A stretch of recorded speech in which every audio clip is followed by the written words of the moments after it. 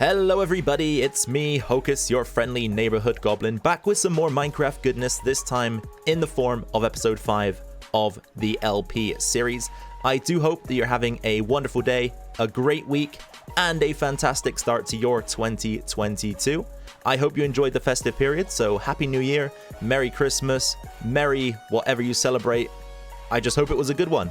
We are kicking things off today in the storage room that we built in the last episode. As you can see, it's slowly but surely expanding into what it needs to be, which is a room that stores all of the items.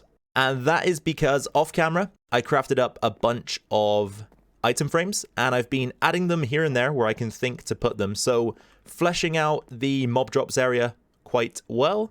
The food and agriculture area is pretty much the same, but if we come over to stone, as we've just witnessed, a lot of that is coming into fruition now as well. So it's getting there. It is getting there. There's still a lot of work to be done, however. Before we get into the meat and gravy of today's episode, I just want to take a moment to say, if you are new here, then first of all, thank you so much. Welcome to the channel. As I've mentioned, my name is Hocus, and it's great to have you here. Make sure to subscribe and turn on bell notifications if you do enjoy this episode of the LP series.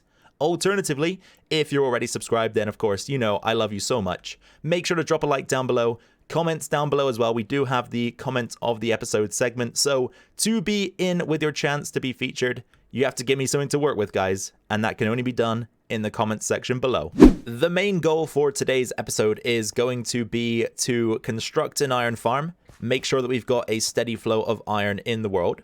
But of course, that will be reserved for later on in the episode. To kick things off here, I want to do a little bit of exploring, see if we can find some lush caves, some dripstone caves, and I also want to try to get my hands on all of the different sapling types so that we have access to all of the wood types. The good thing is that right now I have a bunch of rockets crafted up. I used all of my gunpowder to create this amount of rockets, so we don't have tons to work with, but it's better than nothing. And the reason why I did this was because my sister's boyfriend is just getting into Minecraft, so I've given him a tour of this world, my old LP world, just to inspire him a little bit. But that is awesome, because without this game, I don't know what I'd do. It's amazing, wonderful, fantastic, game of the year every year, game of the century, game of my life, absolutely no doubt. Anyways, that is enough talk. Let's get up together some resources because I may be gone for a while. So extra food is always a good idea. And I wanted to craft a pair of shears to take. Anything that we can grab, we're going to grab without any sort of... without prejudice. Prejudice is the word I was looking for. I don't know why. I just couldn't get to it. It's once again raining here at our beautiful mountainside base, so let's head off. Now, this is the direction of travel, and the reason I've chose this direction is because when I was touring my sister's boyfriend around the world, I was trying to demonstrate sunken ships to him to give him some sort of idea about alternate ways to get diamonds. And whilst doing that, I found a couple of things, this portal being one of them, but also that there is a jungle right here. So that's one of our saplings, and hopefully a good place to find a cave. What will be in the chest for us today? Oh, a gapple. Oh, obsidian. Wow, so you know what? That's not actually bad. I don't really know too much about speedrunning, but I'm aware that on a basic level you have to get to the nether ASAP. That might not have been a bad portal to find in that situation. I did happen to bring a bed with me on my travels, so let's snooze here at the portal for tonight.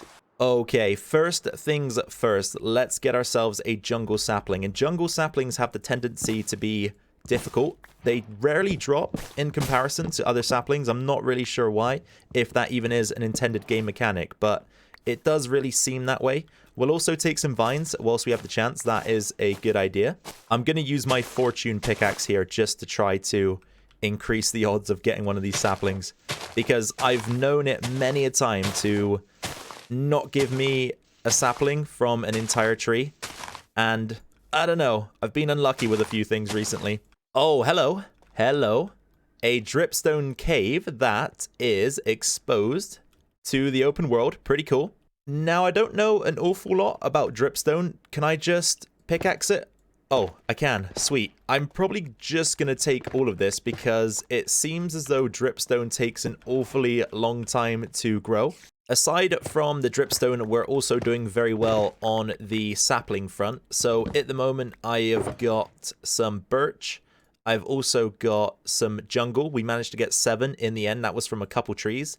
And I think the only one I need from here is the acacia sapling. And since there's a jungle nearby, that means there must be other warm biomes nearby. So I'm hoping that we'll find some acacia very shortly. I have some fantastic news. It is almost time to go caving because that looks like a savanna biome to me. And yes, it is, which means that acacia saplings are just about within reach. So can we get one? First try. 10th try has to be the one. 11th. 12th. 13th? Of course, lucky 13, eh? Sweet. So that means that our sapling collection is complete as far as I am aware. I don't think there's anything else. I've been playing a lot of modded Minecraft recently, and there are a bunch of saplings in those mod packs, but I think we have all of the vanilla ones. Anyways, with that complete, it is time to head down into the mines, do a little bit of exploring, a little bit of mining, see what we can dig up, and whilst we're doing that, I'm going to talk a little bit about what I got up to over the Christmas period. So before we jump into that, I want to pose a question to you guys that I'll be referring back to in the next episode for comment of the episode.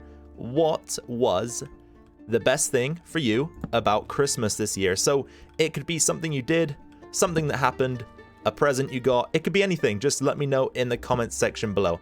For me personally, this year's Christmas was quite a special one, simply because it is the first one that I've spent with my family in 3 years. So 3 Christmases have gone by and I have not spent a single one with my family. And my family is quite a tight family. I rely a lot on family to do things for me, help me out, and get me by. So it has been fairly tough, to say the least, in the past 3 years to not spend it with them. So you can probably imagine the joy and delight that I had this year to actually do so. So first of all, the foundation of this Christmas, spending it with family, just meant that it was going to be a special one and one to remember for a while. Other than that, there wasn't really much major to report about it. I wouldn't say there was anything in particular that happened that was amazing or anything that I received that was particularly amazing. Of course, I am grateful for all of the gifts that I did get. But I think once you grow up, it's not as much about the gifts as it is about spending time with your loved ones. Christmas Day is always quite chilled in our house, and generally my mum likes to cook a big dinner for everybody. That was very nice, as it always is. And some of our closer family did come over on Christmas Day, so my 2 sisters and their boyfriends came over. My nan was here with them as well, so it was a small but very, very meaningful gathering. I really enjoyed it. Our New Year celebrations were very similar and contained a similar group of people, so it was nice to have everybody around again. But we don't really go too crazy. It's been a long time since I've gone crazy on New Year's, so essentially we stayed up till midnight, rang in the New Year, and I think by about 20 minutes past 12, everybody had left and we were in bed. So it was really chill, really relaxed, but very, very enjoyable. We always do, or I say always, for the past few years we've also done a family secret Santa. So my sisters, myself, my parents, and one of my grandparents get involved. And essentially we just draw names out of a hat and you have to buy whoever you get a silly gift. So this year I pulled my mum. She is a huge fan of Elvis Presley, so I had a custom Elvis Presley cloth hood mask type thing made for her, and it looked really strange. It resembled him slightly, but really was just very creepy because it had cutouts for the eyes, so all you could see of the person's face when they wear it is the eyes, and for some reason that's just, I don't know, it's almost like the uncanny valley, isn't it? It's a fake face, but the eyes are real, so it just kind of gives you the creeps. There were some other gifts handed out that were a lot funnier than mine, but also very, very inappropriate, so I probably won't talk about those just in case some certain age level of ears are listening, because it wouldn't be right to do so. But needless to say, there were a lot of laughs had during the distribution of the gifts. But to summarize, all in all, it was just a great time spent with family. Regardless of what time of the year it was, it's always nice to spend time with the family. Like I say, we're all very close, so any time that we do spend together is often good fun. And I sincerely hope that all of you guys were able to have a great Christmas as well. Like I say, what was your favorite thing about it? Please do let me know down below. I'd appreciate that. And you might get featured in comment of the episode for episode 6. As for the rest of this mining trip, I'm going to stick on some tunes, keep going, see what we can find, fill up my shulker boxes, then I'll head back to base. We'll rejoin each other to recap the trip, and then it is time to move on to what is going to be fantastic for the world, our iron farm. Alright, we made it back to base safe and sound. We're currently in the basement. I'm reviewing everything that we managed to grab from the caves, and it was a successful trip. I mean, check this out. We've got over 3 stacks of raw copper blocks, which means that once we smelt this, we're going to have over 3 stacks of blocks of copper. Same goes for iron. We've got 45 blocks of that good stuff, 7 blocks of gold, which is not too bad at all. I managed to snag 4 more diamonds, which is always useful, some redstone, some lapis, some coal, amethyst shards. I've got a bunch of mob drops. We also grabbed some melons, some pumpkins, some cocoa beans whilst we were out. I've got the saplings that we needed, which I already showed you guys. I got a fern, which is amazing, probably the best thing we got whilst we were out. Some glow lichen, I don't know how you say that word, but we've got some of it. I've got a chest full of stuff here, or a shulker box, I should say. So more dripstone, wood, gravel. I picked up some gravel whilst we were out because I like to build with it. And then in the final one here, just a few more things. Most of this gold stuff and the fire charges obviously came from the abandoned, broken, wrecked portals, whatever you guys want to call them. I got some tuff here and there as well, and just a bunch of other general building blocks. Before we do anything crazy, like start digging out an area for the iron farm, I figured it was best that we use a little bit of time to come to the janky spider farm and repair our pickaxe, which we've just done. That's nice. We're also collecting up a good amount of items here, which is cool. And with our newly repaired pick, it is time to tear down the beacon, because I'm going to need to move this bad boy to the location of the iron farm so that we can dig out an area and make it quick. What stands before me is everything that we're going to be taking with us to complete the construction of the iron farm. It's all in the 2 shulker boxes right here. We'll also grab the wings because I have a planned location for this, and it's much easier to fly than it is to scale the mountain. So up we go, up, and away. Well, I forgot glass, so I had to go back, dig up the ocean floor, smelt it all, bring it back with me, and that is another material to add to the list. But disregard that for now, because this block right here with the torch on it is exactly, precisely, definitely where we spawned in the world, because I wrote it down when I made that 100 days style video. So we are going to dig down here and build the farm underneath our spawn. And the reason why we're going to do that is because in Minecraft there exists a little thing called the spawn chunks. And the spawn chunks in your world, I won't go into too much detail about what they are, but they will stay loaded at all times, which means if we build the iron farm here, it's going to stay loaded regardless of where we are in our world. And that means the flow of iron is going to be continuous and rich. Pretty darn close to finishing up the beacon, so that means we will shortly get to work. So just one more of you guy, and you guy, beacon. Oh, we're back. We're back. Good stuff. So I'm figuring that we begin building this thing around Y8, a similar level to the last mining project we did with the Haste 2 beacon. And the reason why I've chosen that level is just because, again, no deep slate, so it's very quick, and it's low enough that this farm won't end up poking out into the world anywhere, hopefully. This is it then, guys. Here it begins. The construction of the iron farm, which I've been very excited about for a long time, because iron is just something I don't want to mine for anymore. So here we go. Let's do this.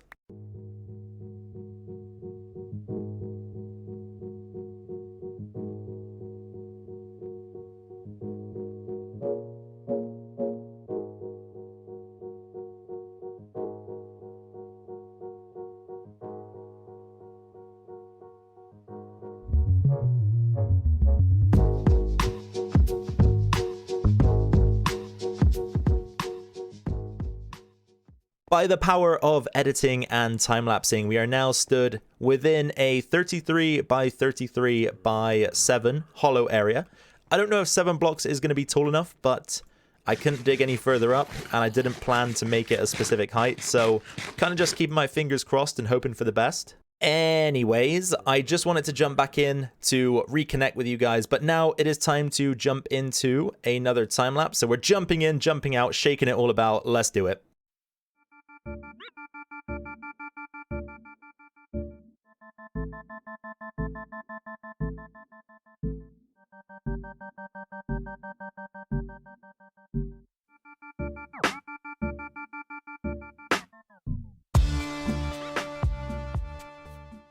I think that this should just about do it. However, there are a few issues. First of all, we need to slab the entire floor area and any spawnable spaces around this farm, because the golems need to spawn inside of the water traps, if you hadn't gathered. And I should probably mention that this is a GNEMBON design. I will try to remember to leave a link to the farm tutorial in the description down below, so make sure to check that out if you want to build this for yourself. I also have to get a zombie in here, but that shouldn't be all that difficult since we're surrounded by caves and therefore dark areas. But the zombie needs to be a zombie that isn't going to despawn, so he needs to be holding an item.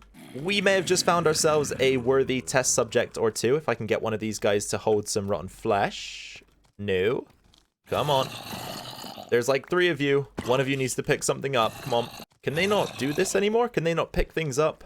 Please don't make me get a name tag. I really don't want to do that. I've got one, guys. I've got one, but I've also got creepers about. No, no, no, no, no. Okay, as long as the zombie's safe, I don't really care what the creepers are up to. Let's maybe see if this other guy can hold one. So, essentially the way it works is, when a mob is spawned, it is randomly determined by the game whether or not they can hold an item. So that means that not every mob is capable of it. So I had to just wait around until a couple more zombies spawned, and I got lucky pretty much right away. So let's bait him up towards the farm. And then we just got to get the guy in that cart over there. So if I stand here and draw him towards it. Come on, zombie. In you go. No, no, no, no, no. I said in you go. Please. Don't let it go on the tracks. If it goes on the tracks, it might be a bad time. Oh, yes. Okay, that was a massive fluke. Issue is now I've got to try to get him actually into the ring, which might be a little bit difficult. If I can push him this way, it'd be good. Come on, zombie. No, no, no, no, no. Gotta be careful. Oh, oh, okay. Making progress. Come on. Just go on the track. Do the track thing. Do it. Yes. Okay. All right. All right. He's on. He's on. Oh, and look at him go. Looks like he's enjoying the ride, which is cool. You just have fun up there, buddy. Okay, you're gonna be in for the long haul. With the undead roller coaster figured out, we now need to get some villagers down here. So each of these cells needs 3 villagers, which means we're gonna need 12 in total. And that, my friends, is gonna be a pain in the butt. I've set up this portal here. This is where I aim to bring the villagers through. Now let's see where this takes us once we head into the nether. Okay. Alright, this isn't terrible because I can see that up here is where our original portal is. So all we need to do is... Hello.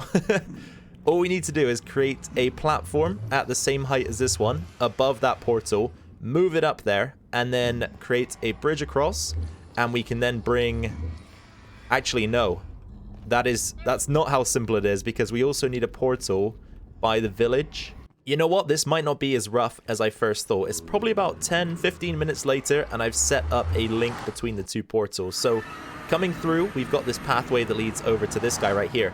And I completely forgot that since we're closer to spawn, we're actually closer to the village. So, it makes our job just so much easier. So, what I want to try do here is bait one of these guys. It can be any of them. I can replace any villager that I feel needs replacing afterwards. I think it's just more important we get this farm set up. So if I try get this guy, or perhaps one of the Fletchers would be a good idea. It might even be a good idea to break his block, his workspace block, because he's just going to be wanting to go back to it. So maybe I'll just tear them both up like this, and in fact place one down by the portal to bait him over here, or bait one of them. Here he comes. In you go. In you go. Oh, come on. In you go. That's it. This is the one. And he's in. Good, good, good, good. Okay, so let's take this back over there. On the other side of the portal, I am expecting to see a villager, perhaps in a boat. I am hoping in a boat. If not, we'll try to make that happen. Yes. Okay, cool. And then we've got the simple but slightly tedious task of rowing our boat gently across the cobblestone bridge. I quickly came back to the iron farm to set up this holding chamber. I don't want the villagers to just spread into the room, so let's see what we can do about getting that guy in here. Alright, so first things first, we'll block his path back to the other portal. I think that's a sensible idea. Then we need to break the boat, so let's try not to hurt him. That'll do. And then a little push, a little bit of convincing. Through he goes. Then we must open the gate. Open the gate. Oh, no. Open the gate. Yep, come on, come on, come on. You're so close. Fletcher has arrived. We need 2 more to get one of these stations up and running. There's just so much weird stuff going on right now. I have come back to see an iron golem, which is good. We have all 3 villagers, so that means that the farm is working. 1, 2, and there's a 3rd guy right there. However, the zombie has disappeared, and that is because the iron golem has killed it. So we'll definitely need to replace that guy. And we also have glow squid spawning in our killing chambers, which may be a good thing, actually. This might double down on the farm as a glow ink sac farm as well, if they happen to fall into the 4x4 in the middle there, because eventually we'll have a killing chamber that leads into. So there you go, look. Perhaps a good thing. I don't know. Anyway, regardless of all the strange things that are happening in the iron farm, we need to get these villagers into one of these pods. So the best way to do that is using rails. I've picked some up from home base, and I'm about to make some activator rails as well so that we can make that a possibility. With the villagers in place, it is time to slab the farm.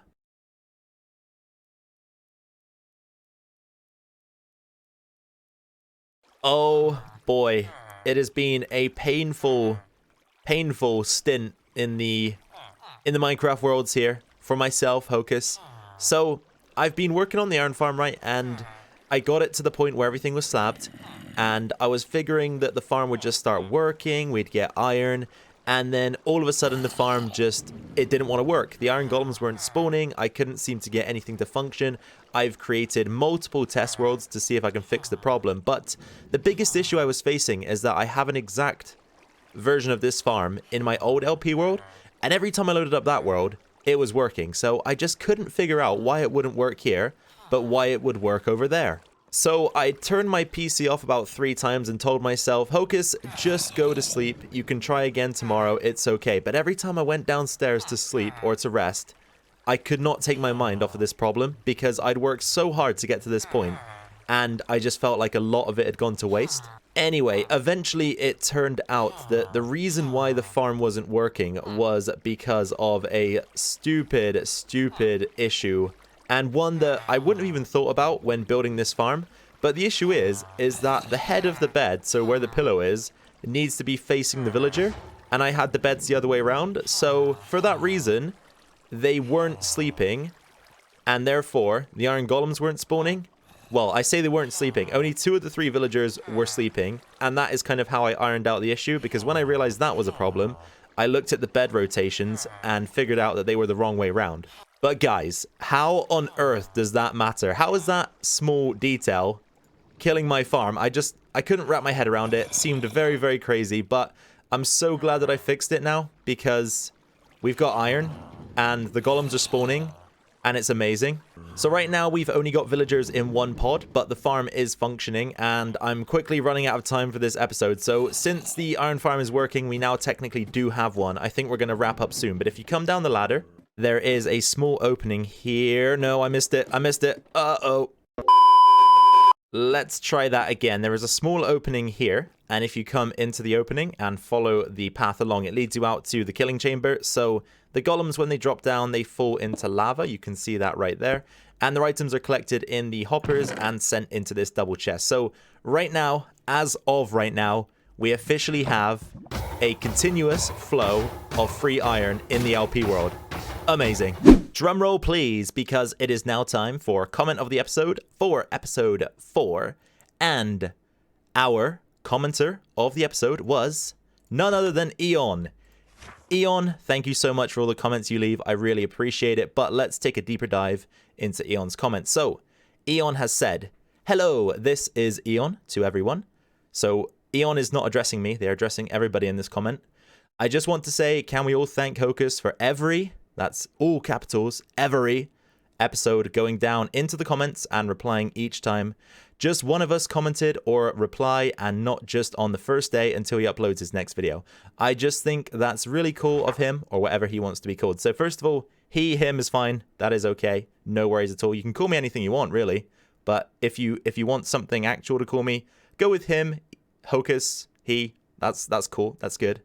Anyway, in regards to the comment, in fact, Eon, I should be thanking you and everybody else that watches my videos and comments, because for me, the most important thing about the YouTubes is the communication aspect. So you guys coming to my videos and commenting and interacting with me, because at the end of the day, I release these videos because I want to show you guys what I'm up to in Minecraft, and that means I want to discuss with you guys also what I'm up to in Minecraft. So whenever you comment, you are giving me exactly what I want. I've got you wrapped around my little finger, don't I? That was so weird, but I'm not going to cut it out. I'm going to keep it in. Anyway, guys, I'm being very sincere. It wasn't a joke. Thank you so much for all the comments. I really appreciate it. And that is by far and away the best part about YouTube, is the interaction. That is exactly what I'm here for. And I hope that's exactly what you guys are here for too. If not to just enjoy the content that I post. But Eon, thank you. And thank you to every single commenter on every single one of my videos. I truly appreciate you all. Anyways, ladies and gentlemen, thank you once again for joining me today and for making it this far into the video. I really appreciate that as well. It's good to have you here. Good. And if you did enjoy today's episode, and make sure you've dropped that like already, leave your comments right now. Remember the question earlier in the episode, what was your favorite thing about Christmas 2021? I'd love to know, so do feel free to share your thoughts and feelings. Do that for me down below. And then, of course, if you are brand new to the channel, once again, welcome. Remember the words that I said earlier. Make sure to subscribe, turn on bell notifications to stay tuned to this series and all of my other awesome Minecraft content. That would be amazing if you could do that for me. But of course, you don't have to. Anyway, it is free. Like I said, it's free to do so. So if you one day decide that you don't want to be subscribed to me anymore, you can turn it off. It's as easy as that. Anyway, I've said that word far too many times for this outro, but that's me done for this one, guys. Take it easy. Catch you in the next one. Bye for now.